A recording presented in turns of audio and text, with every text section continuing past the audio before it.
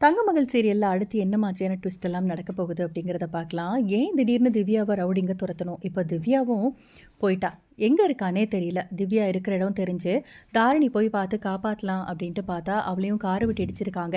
இதெல்லாம் பார்க்குறப்போ, இது ஹாசினி தான் பண்ணியிருப்பாளோ அப்படின்னு தோணும். அப்படி ரங்கநாயகின்னு இழுக்குறாங்க. அவளுக்கும் ஒண்ணும் இதெல்லாம் புதுசு கிடையாது. ஆல்ரெடி உங்க மாமாவ கார்ல இடிச்சு கொன்னவ தானே அவ. ஏதோ உண்மை திவ்யாக்கு தெரிஞ்சிருக்கு. அந்த விஷயத்த தெரிஞ்ச ஹாசினி ரவுடிங்கள விட்டு தான் அவள தொரத்த சொல்ல, ஆண்டவன் கருணையால திவ்யா இருக்கிற இடத்துக்கு தாரிணி எப்படியோ போயிட்டா. ஆனா திவ்யா தாரிணி கிட்ட ஏதாவது உண்மைய சொல்லி இருப்பாளோ அப்படின்னு நினைச்சு இந்த ஹாசினி தான் ஃபோன் பண்ணி கார விட்டு இடிக்க சொல்லி இருப்பான்னு சொல்லுவாங்க.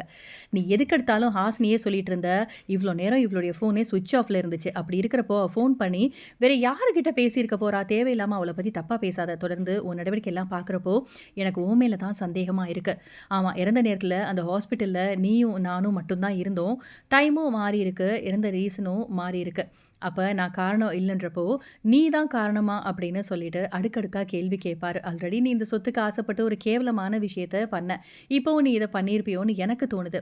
நீ பண்றதெல்லாம் பார்க்குறப்போ, இந்த மாதிரி நீ தான் பண்ணியிருப்ப. முத்து பண்ணி சூப்பரா அடுக்கடுக்கா கேள்வி இந்த மாதிரி கேட்பாரு. அதுக்கப்புறம், "நம்ம இங்க நின்னா ஹாசினிய பத்தி தப்பா சொன்னோம் அப்படின்னா, நம்ம மேல எல்லா பழியும் வந்துரும் அப்படின்னு நகருவோம்" அப்படின்னு சொல்லிட்டு அமைதியா ரங்கநாயகி நகர்ந்துருவாங்க. "நீ பண்ண விஷயத்த எல்லாத்தையுமே ஹாசினி பண்ணான்னு சூப்பரா சொன்ன. ஆனா கடைசியா முத்துப்பாண்டி உன் மேலேயே திருப்பி விட்டான் பார்த்துக்கோ. அதனால அமைதியா இருந்துக்கோன்னு" சொல்லி ரங்கநாயகியோட ஃப்ரெண்ட் சொல்லுவாங்க. தாரிணி கண் முழிக்கிறது கஷ்டம்னு சொல்லி டாக்டர் சொல்லிருவாங்க. இதே மாதிரி நடக்கணும்னு சொல்லி ரங்கநாயகியும் வேண்டிட்டே இருப்பாங்க. ஆனா கொஞ்ச நேரத்துல தாரிணி கண் முழிச்சுட்டாங்க. அவங்க நல்லா இருக்காங்க அப்படின்னு டாக்டர் சொல்லுவாங்க. இப்ப தாரிணி கண் முழிச்சதுக்கு அப்புறமா ரங்கநாயகி மறைஞ்சு நின்னு இருப்பாங்க. ஆனா தாரிணி அங்கருந்து ரங்கநாயகிய மொறச்சு பார்ப்பாங்க.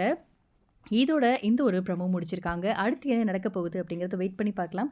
இந்த வீடியோ பிடிச்சிருந்தா லைக் பண்ணுங்க. இந்த மாதிரி மோர் அப்டேட்க்கு நம்ம சேனல சப்ஸ்கிரைப் பண்ணுங்க. தேங்க்